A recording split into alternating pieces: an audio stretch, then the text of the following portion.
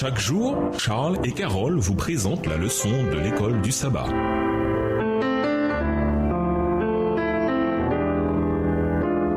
Bienvenue à votre émission Dieu nous parle. Nous voilà à la leçon de vendredi. Pour aller plus loin, nous vous invitons à lire dans le livre Patriarches et Prophètes le chapitre L'onction de David, livre écrit par Ellen G. White. Le plan de Dieu pour nous peut exiger une longue attente et cela peut vraiment avoir un goût de creuset. Apprendre la patience dans ces moments-là est possible quand on se concentre sur la personne de Dieu et que l'on croit qu'il agit pour nous. Il y a beaucoup de raisons d'attendre, mais elles ont toutes un rapport avec l'accomplissement des plans de Dieu pour nous et pour son royaume. Nous pouvons perdre beaucoup à vouloir prendre Dieu de vitesse, mais nous pouvons gagner beaucoup en gardant une attitude de confiance et de délice en lui. Le Seigneur pèse et mesure chaque épreuve. Je ne puis discerner le dessein de Dieu dans mon affliction, mais il sait ce qui vaut mieux. Aussi vais-je lui remettre mon âme, mon corps et mon esprit comme au fidèle Créateur. Car je sais en qui j'ai cru et je suis persuadé qu'il a la puissance de garder mon dépôt jusqu'à ce jour-là. De Timothée 1, le verset 12. Si nous voulions habituer et entraîner nos âmes à avoir plus de foi, plus d'amour, une plus grande patience, une confiance plus parfaite en notre Père Céleste, je suis sûr que nous jouirions d'une paix et d'un bonheur plus abondant, jour après jour, alors que nous connaissons les luttes de cette vie. Le Seigneur n'est pas content quand nous sommes impatients et que nous nous dégageons des bras de Jésus. Il nous faut savoir davantage attendre tranquillement et veiller en même temps. Nous attachons trop d'importance à nos sentiments et nous demandons quelques signes appropriés aux circonstances. Mais ce n'est pas le sentiment qui compte, c'est la foi. Extrait du livre Message choisi, volume 2, page 277, livre écrit par Ellen G. White. À méditer, que signifie que Jésus pèse et mesure chaque épreuve? En quoi cette idée nous aide-t-elle dans notre attente? Demandez aux membres de la classe de donner leur témoignage personnel de ce qu'est l'attente patiente. Quelles ont été leurs craintes, leurs joies? Comment s'en sont-ils sortis? Qu'ont-ils appris? À quelles promesses se sont-ils accrochés? Que pouvez-vous faire en tant qu'Église ou en tant que classe pour aider ceux qui sont dans le creuset, dans l'attente du timing de Dieu pour quelque chose? Quel est le rôle de la prière dans le développement de la patience? Y a-t-il des gens pour lesquels vous pouvez prier afin que l'Esprit développe la patience dans leur vie? Au revoir. Et à demain si Dieu veut.